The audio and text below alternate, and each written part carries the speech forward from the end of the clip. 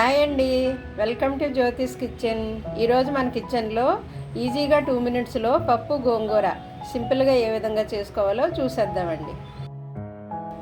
ఇదిగోండి, పప్పు గోంగూర కోసం నేను 2 కట్టల గోంగూర తీసుకుని కడిగి శుభ్రం చేసి దాన్ని తరిగేసి గిన్నెలో వేసాను. ఇదిగో పొయ్యి మీద పెడుతున్నానండి. దాంట్లోకి నేను ఇప్పుడు ఉప్పు, కారం, పసుపు అన్నీ వేసేస్తాను. ఇదిగోండి, కొద్దిగా పసుపు వేస్తున్నాను. కొద్దిగా పసుపు వేసానండి. ఇది నేను సరిపడా సాల్ట్ ఇప్పుడే వేసేస్తున్నాను. 1/2 టీ స్పూన్ వేస్తున్నాను, ఎందుకంటే గోంగూర పుల్లగా ఉంటుంది కదా. అలాగే కారం కూడా 1 స్పూన్ వేసానండి, అంటే పుల్లగా ఉంటుంది అనేసి. దీంట్లోకి 1/2 గ్లాస్ వాటర్ వేస్తున్నాను. ఇది కొంచెం గోంగూర ఉడికిన తర్వాత నేను ఇందులోకి పప్పు యాడ్ చేస్తానండి. పప్పు ఇదిగో నేను ఆల్రెడీ కుక్కర్లో బాయిల్ చేసి ఉంచుకున్నాను. కొద్దిగా గోంగూర ఉడికిన తర్వాత నేను పప్పు అందులోకి యాడ్ చేస్తాను అన్నమాట. ఉడుకుతుంది గోంగూర, ఉడికాక యాడ్ చేస్తాను.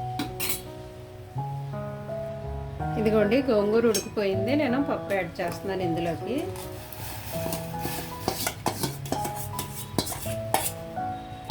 ఈ పప్పు గిన్నె కడిగి కొద్దిగా వాటర్ వేస్తాను. ఇదిగో పప్పు గిన్నె కడిగేసి ఇందులో కొంచెం వాటర్ వేస్తున్నాను. ఇదంతా బాగా ఉడికిన తర్వాత అప్పుడు తాలింపు చేద్దాం. ఒక 2 మినిట్స్ ఉడకాలండి ఇదంతాను. అప్పుడు తాలింపు చేద్దాం. ఇలాగా నేను అన్ని తాలింపుకి రెడీ పెట్టుకుంటాను. ఇదిగోండి, పప్పు ఉడికిపోయింది. నేను అవతల పొయ్యి మీదకి దీన్ని షిఫ్ట్ చేసి యువతల తాలింపు చేస్తాను. వేరే పొయ్యి మీదకి షిఫ్ట్ చేశాను నేను. అదిగో కనిపిస్తుందా? అయితే ఇక్కడ తాలింపు చేస్తాను. నేను పప్పు కదండి, పప్పులోకి నెయ్యి వేస్తున్నాను తాలింపుకి. మీ ఇష్టం మరి, నెయ్యి కావాలంటే నెయ్యి, నూనె కావాలంటే నూనె వేసుకోండి. నెయ్యి అయినా సరే నేను కొద్దిగానే వేసాను. వెల్లుల్లి వేసాను. తర్వాత ఇదిగో జీలకర్ర, ఆవాలు, ఎండుమిర్చి, కరివేపాకు, ఇవే మన తాలింపుకి కావాల్సినవి.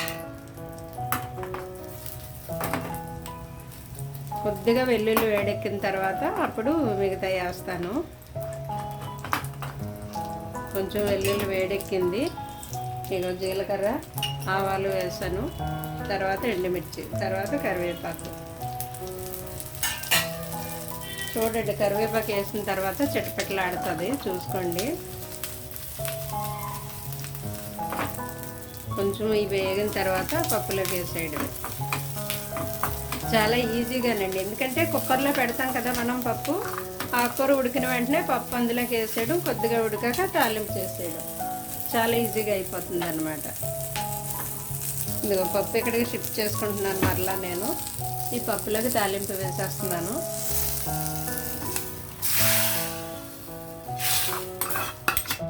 చాలా తొందరగా అయిపోతుందండి. మీకు కనుక కుక్కర్ ఉంటే రైస్ గిన్నెలోను, పప్పు గిన్నెలోను 2 పెట్టేసుకుంటే 2 అయిపోతాయి. తర్వాత ఇలాగా కూరగాయలు కానీ ఆకుకూరలు కానీ వేసేసి తాలింపు చేసేయడమే.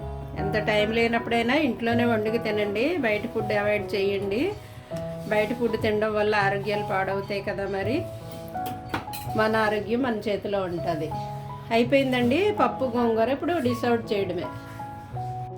ఇదిగోండి, అయిపోయింది మన పప్పు గోంగూర. ఎంతో హెల్దీ అండ్ టేస్టీ, ఈజీ ప్రాసెస్లో చేసేసుకున్నాం కదా. మరిన్ని వీడియోల కోసం మరి సబ్స్క్రైబ్ చేసుకోండి. Thank you for watching.